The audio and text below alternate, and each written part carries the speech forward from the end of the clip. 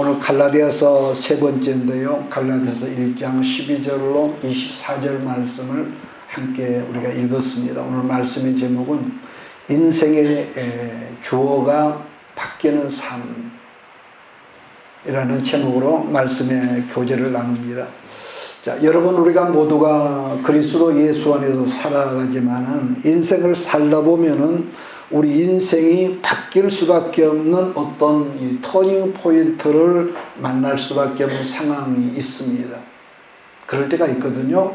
자, 그러나 우리가 돌이켜볼 생각해 보면은 우리들 인생에 수많은 굴곡들이 있다고 할지라도 한 가지가 있습니다. 예수를 믿는 기준이 분명하면은 어떤 흔들리고 요동하는 상황에서도 흔들리지 않고 혼란스럽지 않다라는 것인데, 그래서 오늘 이 시간 수요일 날 저녁은 자, 그러한 삶을 살았던, 그래서 우리의 모델로 살았던 사도 바울의 삶을 통해서 우리가 말씀을 배우는 시간을 찾아가도록 하겠습니다. 1장 11절을 제가 읽습니다. 형제들아, 내가 너에게 알게 하노니 내가 전한 복음은 사람의 뜻을 따라 된 것이 아니니라라고 그랬습니다. 사도 바울 선생은 자기가 지금 전하는 복음은 사람으로 말미암음이 아니라 또 사람에게서 배운 것도 아니고 예수 그리스도의 계시로 말미암는 것이라고 못을 박습니다. 이게 간단한 말이지만은 여러분, 이 말씀은 굉장한 이 중요한 내용인데, 사실 복음이라고 하는 것은 예수 그리스도밖에 없단 말이에요.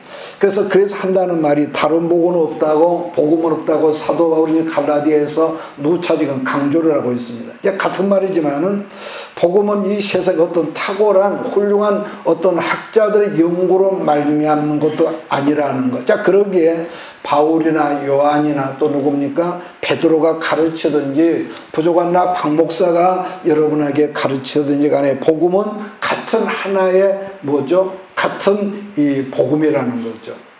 복음은 예수 그리스도라고 그랬습니다. 그래서 이러한 경우는 시대나 나라나 인종이나 상관없이 동일한 원칙화에 있는 거죠. 어디서 보더라도.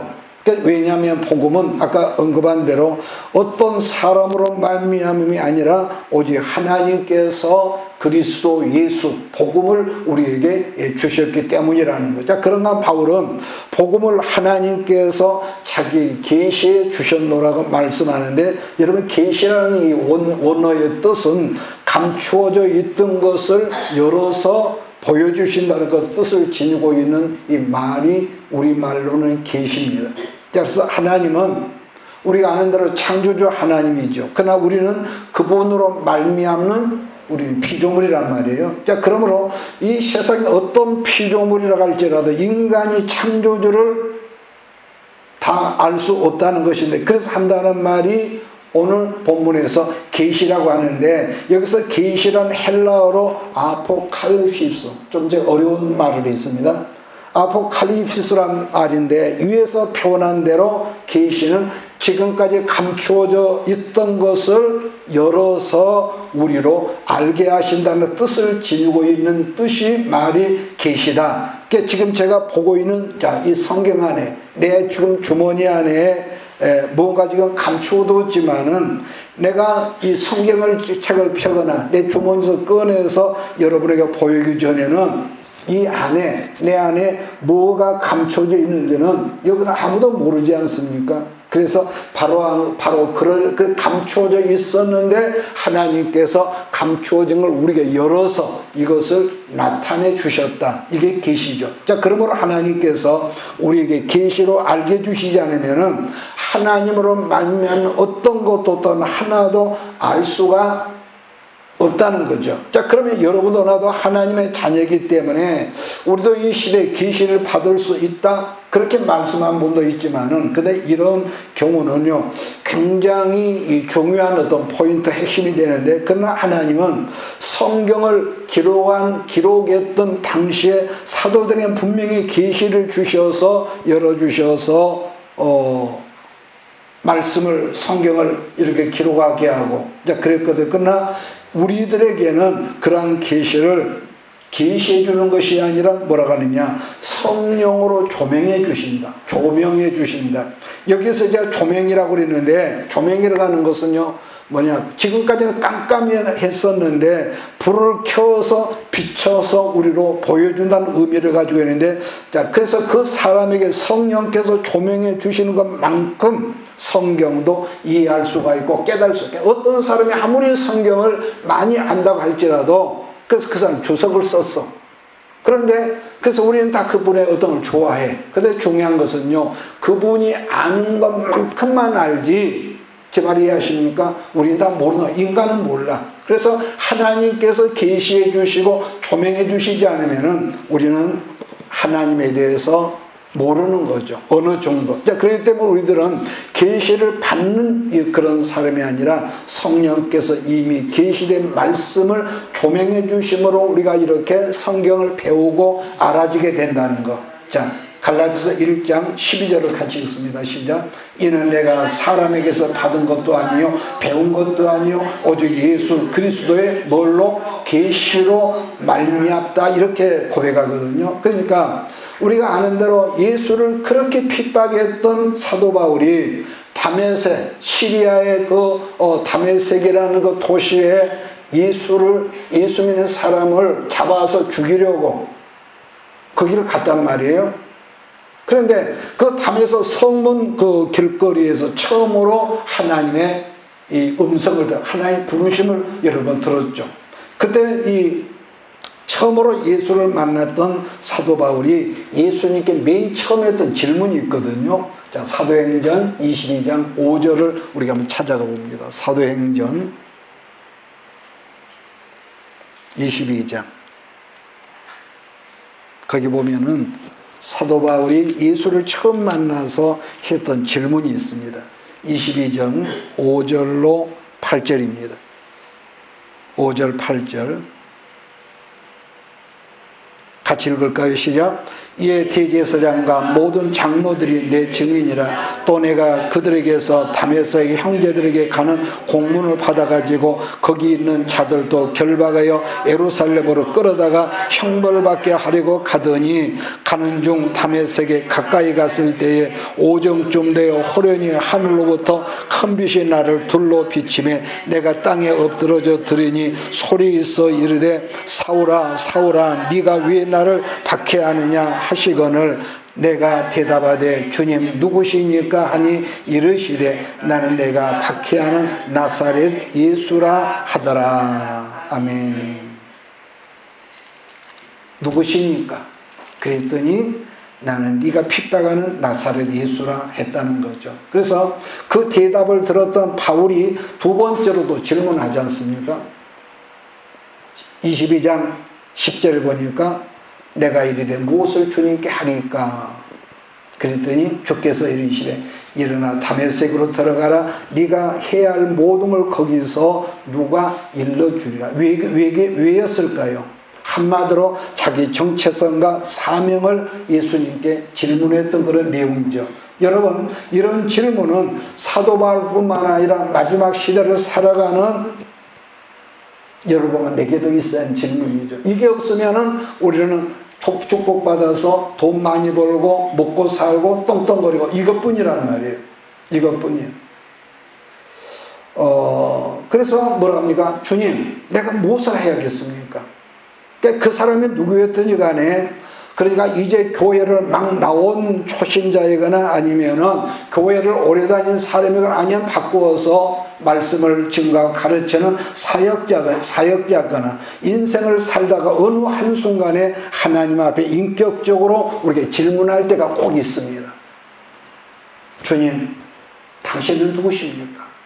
예수님, 당신은 내게 누구십니까? 왜냐하면은 여러분, 내가 믿는 예수님이라는 분이 어떤 분이라는 것을 지금까지는 객관적으로 알았지만은 내 스스로 알았을 때에, 깨달았을 때 그분의 손으로 지으심을 받은 우리는 수제품, 영어에서는 영어 성경에서 핸드메이드라고 그러잖아요. 핸드메이드. 그러니까 이걸 알아야, 예수님을 알아야만이 내가 누구이고 나는 어디서 왔으며 나는 무엇 때문에 태어났고 나는 무엇을 하다가 어디로 가는지 이걸 깨달을 수 있다는. 그래서 더불어서 또 뭘 깨달을 수 있냐 한다면은 그분으로 말미암는 부르심, 소명을 우리가 사명도 알고 소명도 알 수 있다는 것. 자, 그래서 바울은 13절로 15절까지 해서 자기는 하나님께 뭐라 합니까? 여기서 본문에서 부르심을 받았으며 그 다음에 말씀을 계시받은 것을 부연 설명함으로써 자기의 과거의 부끄럽던 삶을 간증을 하는 거예요. 이 본문에서 13절에서 바울은 어떤 말을 하냐면은 자기가 과거 유대교를 신봉했을 때 예수 믿는 성도들을 엄청 핍박했었던 나쁜 전과가 있는 전과자였다는 그런 이 엄청난 그 아픔의 고백을 하죠. 자, 그런가 바울은 유대교에 있을 때에 그 어떤 사람들보다 유대교를 지나치게 믿었다. 그래서 율법에 능통했으며 율법을 지키는 일에 자기 최선의 열심을 다 쏟았다는 고백을 함께 지금 하고 있거든요. 자, 그러기에 바울은 그 당시에 최고의 학자라고 일컬었던 가말리알, 우리 식으로 대학이죠. 가말리알 생겼다고 자기를 소개를 하고요. 그러니까 지금 우리나라의 최고의 명문이라면 여러분 두말할 것 없어서 서울대가 아니겠습니까? 그런 최고의 학문을 지녔던 사람이 자기라고 이렇게 소개를 하는데, 그런데 또 한 가지는 구약의 모세의 율법을 능통하게 했기 때문에 어느 날 예수 믿는 사람들이 자기 눈에 어떻게 보여졌겠습니까? 구약의 율법에 정통한 학자였고 탁월한 사람이 자기 눈에 예수 믿는 사람이 보여지는 순간부터 바울이 느끼고 생각하기를 천하를 어지럽히는 없어져야 할 이단의 이 나쁜 놈들을 예수 믿는 사람이 여겨졌기 때문에 모든 예수 믿는 사람을 쫓아다니면서 예수 믿는 사람을 잡아다가 감옥에 넣고, 우리가 스데반 사건 보더라도 이런 이단 개수는 죽어 마땅하다가 그걸 돌로 쳐 죽였단 말이고, 이 바울이 그 증인되고, 이런, 그러니까 율법에는 구원받을 길이 없다고 여겼던 애통수 사람이 드디어 하나님의 아주 든든한 낚시에 걸려가지고 꼼짝 못하게 된 거죠. 자, 그렇다면은 그렇게 율법에 능통했던 바울이 예수란 이단 개수를 용납할 수 없었던 유일한 이유가 뭐였을까? 그리고 이걸 성경적으로 말한다면요, 우리가 신명기 성경에서 율법에는 뭐라고 그러냐, 나무에 달린 자마다 기억하십니까? 하나님의 저주를 받은 사람이라 너무나 잘 알았기 때문에 나무에 달린 사람, 달려서 죽은 사람은 하나님의 저주받은 사람이라는 걸 율법에 말했는데 왜 하필이면 다른 사람도 아니고 나무에 달려 죽은 사람 예수를 믿어야 구원받는다가 이 나쁜 종자들아 이러면서 더 눈에 쌍심지를 켜고 이 바울이 죽였다는 것. 자, 신명기 21장 22절입니다. 신명기 21장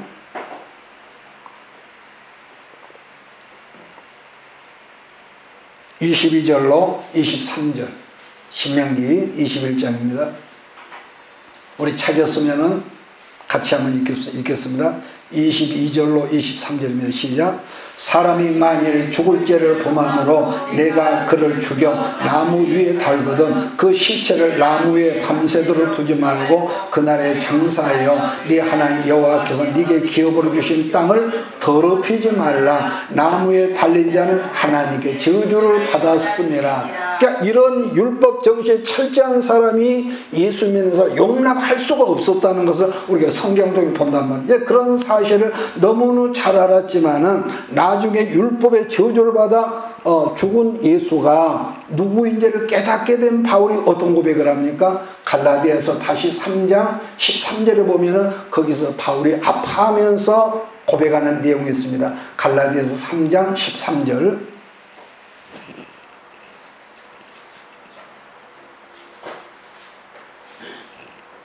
자, 갈라디아 3장 13절 시작.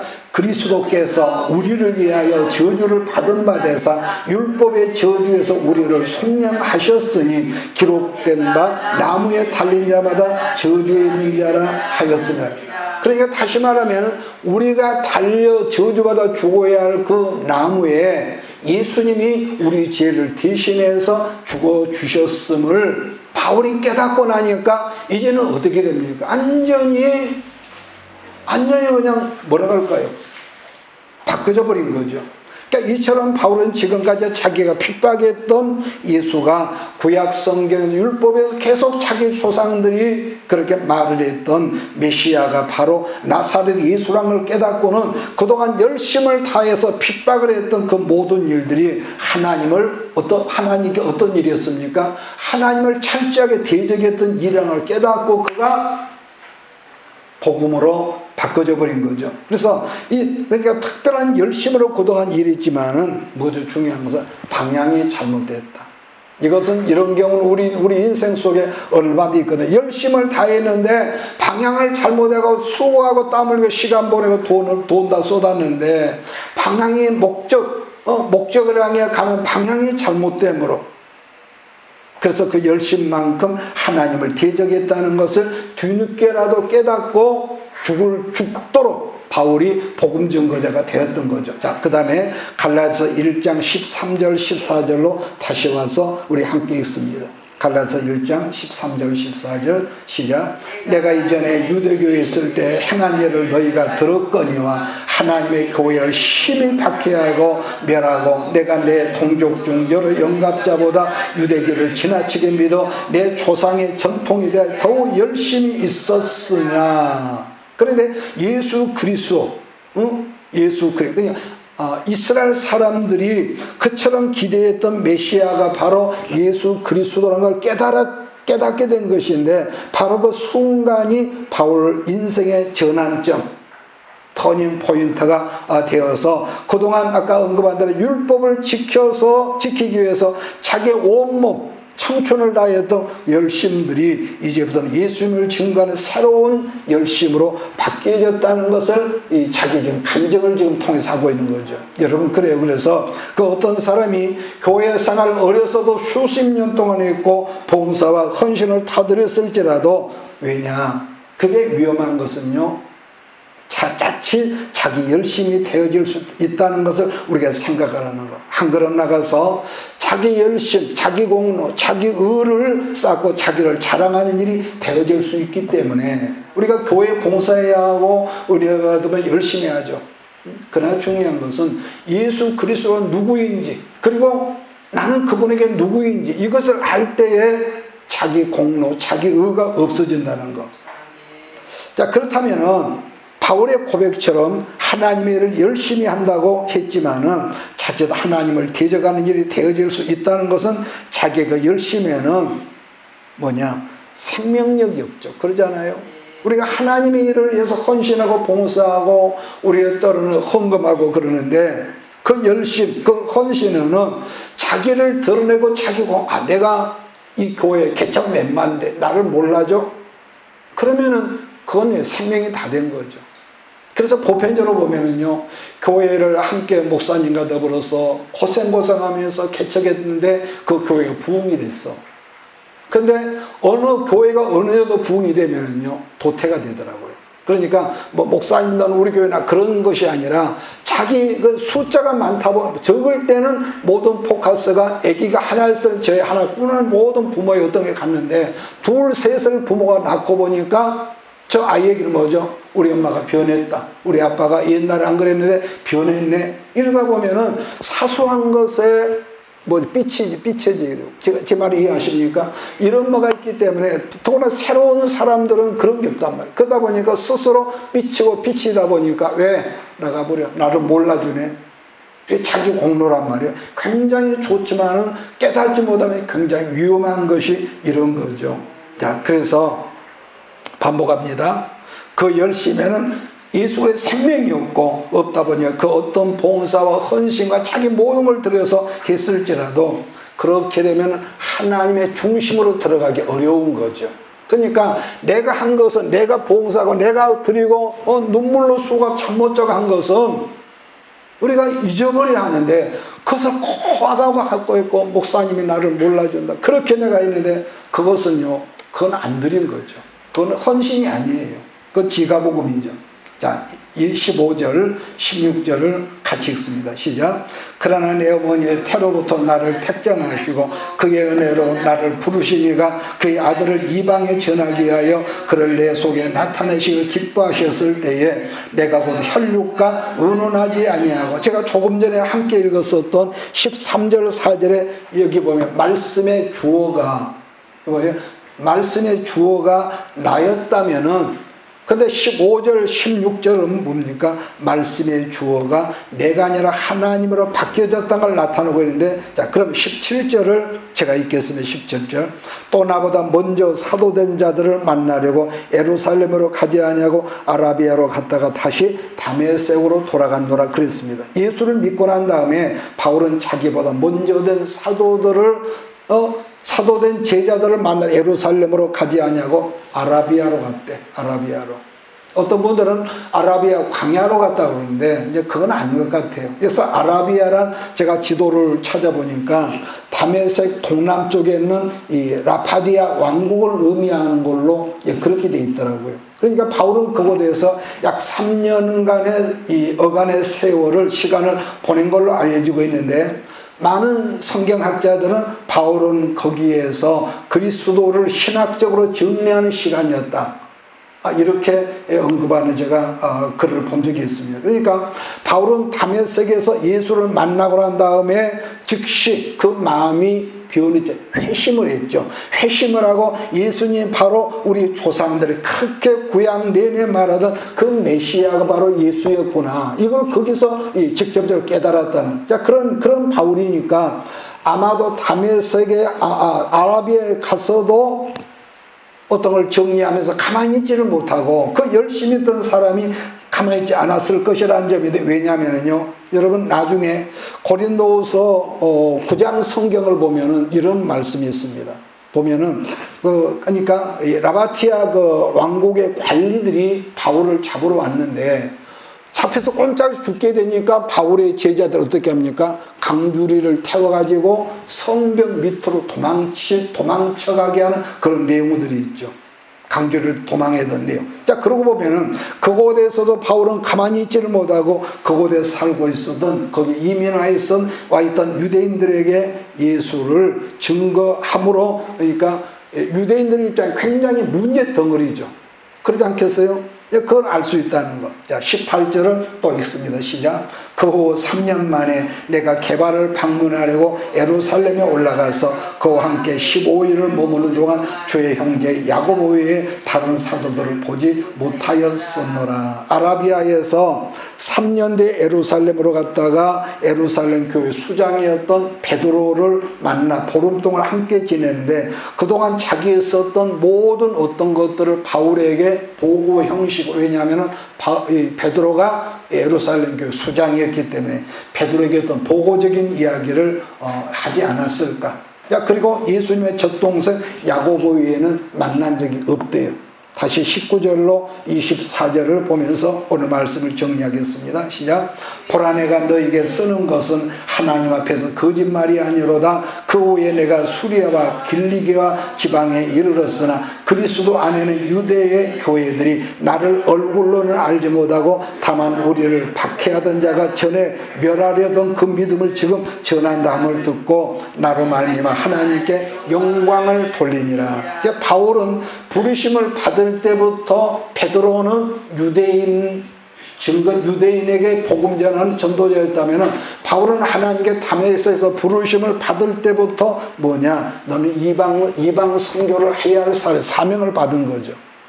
그래서 더 이 바울은 선교지, 더 이방 지역에 더 머무르지 않았을까. 그래서 본문에서 말하는 것처럼 유대 교회들이 그러니까 유대인 디아스포라, 여러 가지 형편으로 다른 나라에 와 있었던 디아스포라들이 세웠던 유대 교회들이 바울을 직접 얼굴로는 보지 못했지만은 바울에 대한 소문은 아주 나쁜 놈이라고, 엄청난 예수 믿는 사람을 잡아다가 죽였던 못된 인간이라고 했던 그 소문이 자자하게 그 아시아 지역에 퍼졌을 거란 말이에요. 그래서 그 모든 교회들을 열심히 핍박을 했던 그 사람이 예수 믿고 변화되고 회심을 하고 난 다음에 이제는 예수를 열심히 증거한 사람으로 변했다니까 그들은 놀랍기도 하고, 역시 우리 하나님은 못하시는 전지하는구나 이러면서 감사했을 것이라는. 자, 그렇다면은, 자, 오늘 우리들이 함께 읽었던 본문에서 바울이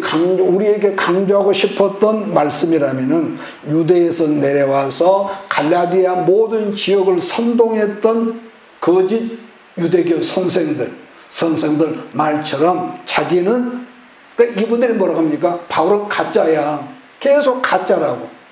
응?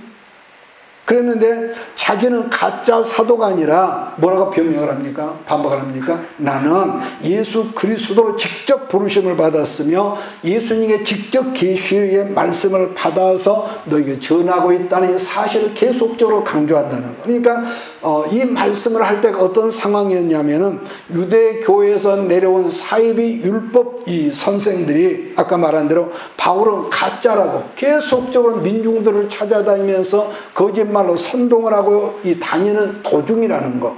그러므로 말미암아 그동안 든든하게 세웠던 갈라디아 모든 교회들이 가짜 선생들로 지금 마음이 흔들리고 교회를 떠나고 다시 유대교로 넘어가고 이거 그런 상황 속에서 이 바울이 이제 그걸 지금 격분해 갖고 갈라디아 성경을 기록했다 그랬는데, 그렇기 때문에 바울은 지금 자기는 하나님으로부터 직접 부르심을 받은 사도라는 것을 증명할 필요가 더 있었을 것이다.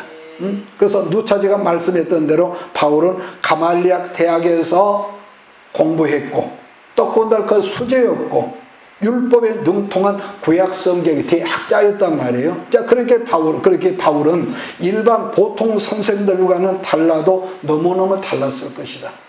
너무너무 달랐을 거예요. 그러면은 오늘 살폈던 말씀들을 우리들 삶 속에 이 말씀을 적용을 한다면 우리들도 바울처럼 동일한 질문을 할 수 있어야 한다는 것.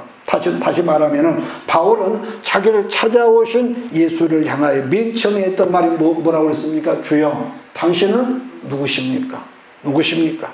이 질문에 확실한 답을 우리가 말씀을 통해서 알게 되고, 때로는 우리가 기도할 때에 나는 너한테 누구야? 이런 것도, 그러니까 우리가 기로 지금까지 수없이 말씀을 들었지만은 정작 내가 그분을 만났을 때, 하나님 앞에서 나는 누구인가를 바르게 깨닫는 정체성을 알게 되고, 그 다음에 이제부터는 그 정체성을 알게 되면은 나는 그분의 종으로서 이제부터 나는 무엇을 위해서 내 생애를 살아야 하는가, 사명을 깨달을 수, 그러니까 미션을 바로 깨달을 수 있다는 거죠.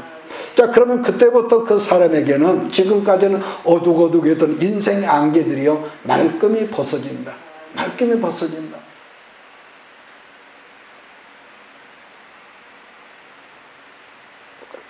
그 다음 말씀을 정리한 두 번째로, 우리는 인생을 살지만은 자칫 방향을 모르는 열심히 사는 그런 경우가 있단 말이에요. 왜냐하면 사람이란 아무리 열심히 살았고 열심히 살고 있고 세상에 없는 탁월한 어떤 유명한 그런 훌륭한 지식을 내가 배웠고 지녔으며, 또 사람들이 다 좋아하는 수많은 엄청난 재물을 내가 지녔다고 할지라도 이게 있습니다. 인생은요, 그래서 사람은 영혼을 말하는데 늘 제가 언급하죠. 예수라는 그 생명이 내 안에 어디에 있는지는 모르지만은 그분이 내 안에 들어와서 온전히 역사할 때에 돈이 있던 여든 평안하고, 또 그런 말미암아 육신의 어떤 문제들이 하나씩 정리되어 간다는 거, 이게 있단 말이에요. 그렇기 때문에 방향을 바로만 안다면 간단한데, 방향을 모른다면 그 사람 열심히 살면 살수록 그 사람은 하나님을 궁극적으로 대적하는 밖에 안 되죠.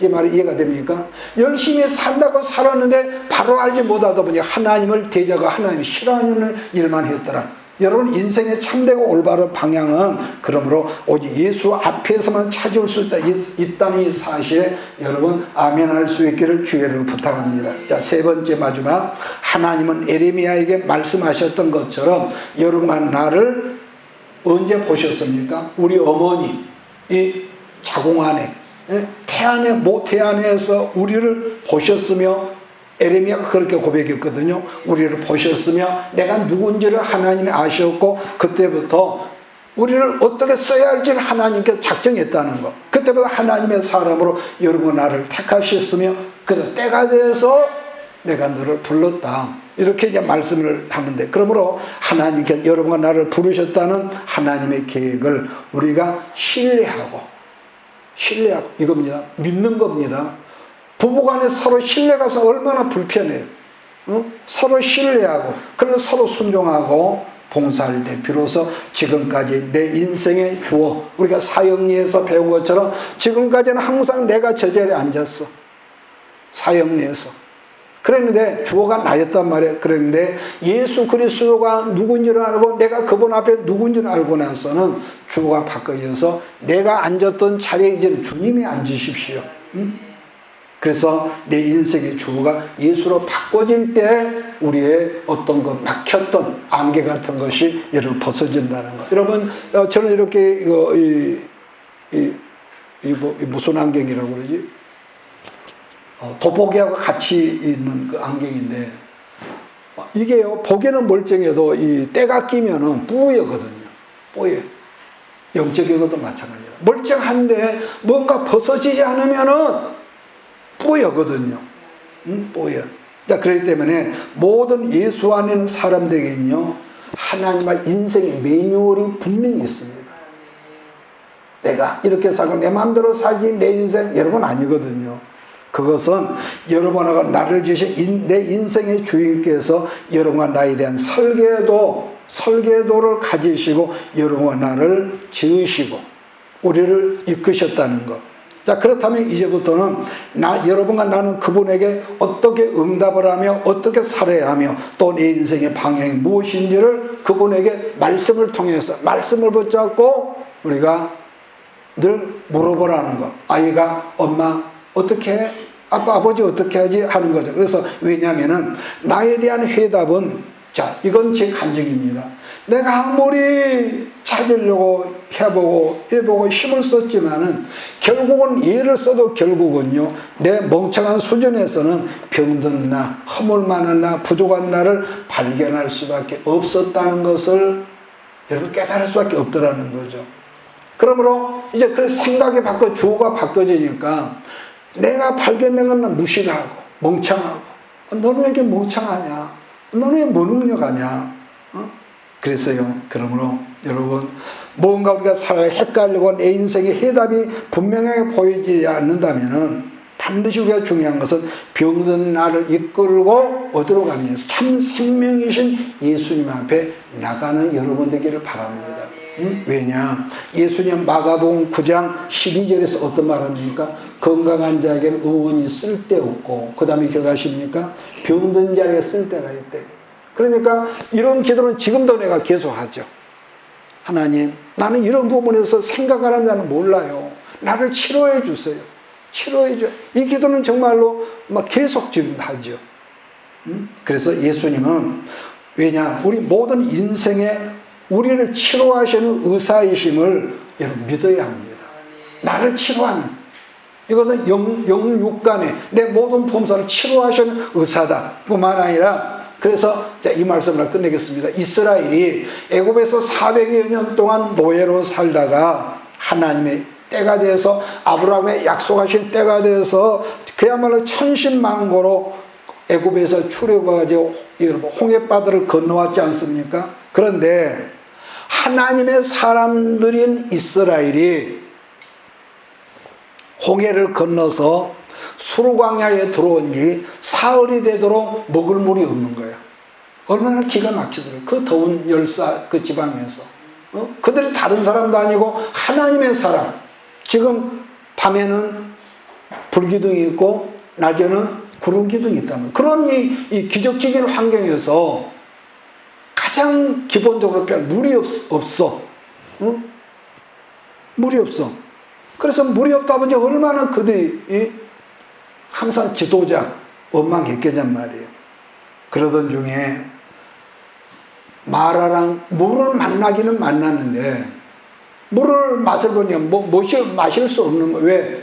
열대지방에서 물이 오염이 돼가지고 물이가 독성이 있단 말이에요. 그래서 성경은 마라, 쓴물이라 그러는데, 그러니까 물은 물인데도 뻔히 물을 보면서도 마실 수가 없을 때에 그들이 얼마나 기가 막혔을까요? 그래서 그들이 모세를 원망하고 모세에게 덤비고 따질 때에 모세가 하나님 앞에 부르짖는, 무릎 꿇고 부르짖는 내용이 있거든요. 자, 출애굽기 15장으로 가겠습니다. 그랬을 때 하나님께서 모세의 기도를 들으시고 연못가에 서 있는 한 이름 없는 나무 가지를 꺾어다가 그 저주의 물에 던져라. 그래서 성경학자는 그렇게 말하죠. 구약에 나타난 십자가라고. 그래서 그 나무 가지를 집어 던져, 그 나무가 뭔지도 모르죠. 그래서 어떤 미국인가 독일인가 저명한 그런 그 의약품 회사에서 광야에서 그 나무를 연구해 찾는데요. 그 실제로 찾는답니다.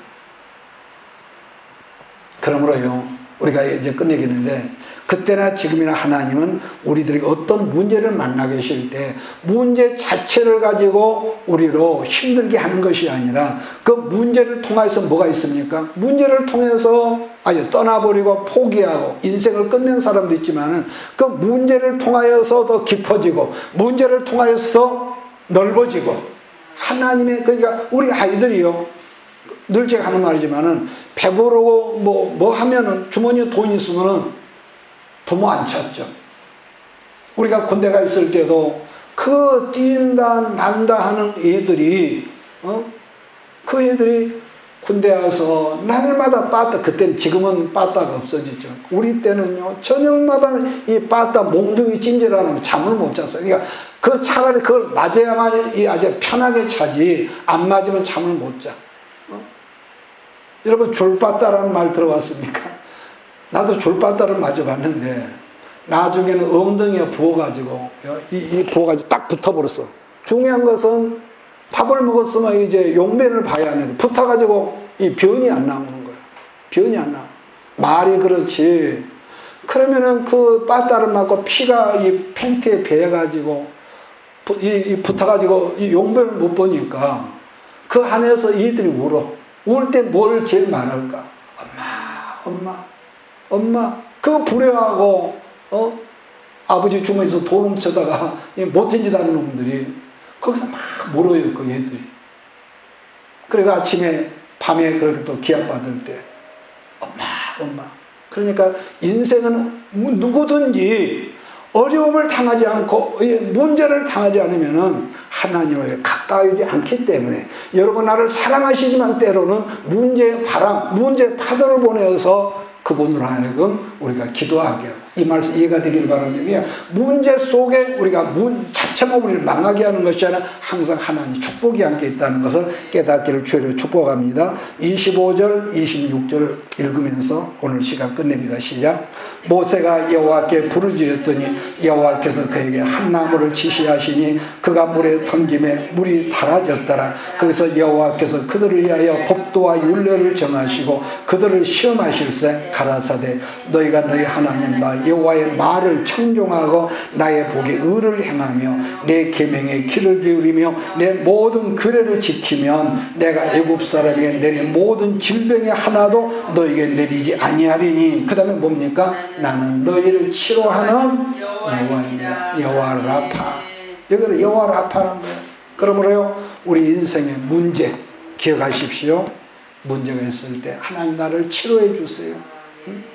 예수님은 말씀하시기를 뭐라고 합니까? 너희 자녀가 떡을 달라고 그러는데 돌을 줄 부모가 있냐? 생선이 먹고 싶다고 그러는데 뱀을 잡아 줄 부모가 있냐? 그럼 또 뭐라 하죠? 너희가 악함으로, 그러니까 하나님 앞에 우리는 본질상 악한단 말이에요. 악함에도 불구하고 자기 자식 사랑해서 좋은 곳으로 줄 줄 알거든. 하물며 무슨 말이 두말할 것 없어. 하나님께서 너희가 구하는 것을 성령으로, 다른 성경 좋은 곳으로 주시지 않겠느냐? 예수님 말씀이었어. 그러므로 여러분 우리가 한 주간 동안 말씀 안에서 운전하면서 직장하면서 기도하고 하나님 나를 도와주세요. 하나님 나를 치료해 주세요. 이 기도가 여러분 심령 속에 늘 있어지기를 예수님으로 축복합니다. 기도하겠습니다. 이것이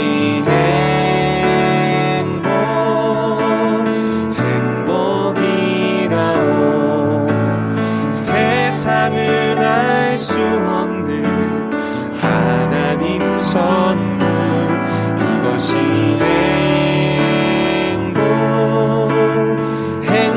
행복이라오. 하나님의 자녀로 살아가는 것, 이것이 행복이라오.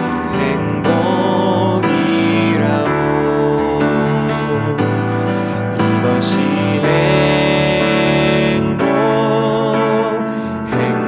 행복이라오. 세상은 알 수 없는 하나님 선물, 이것이 행복이라오. 하나님의 자녀로 살아가는 것, 이것이 행복이라오.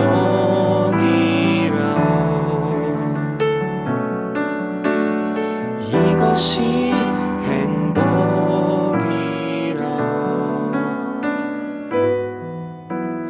이것이 행복이라오.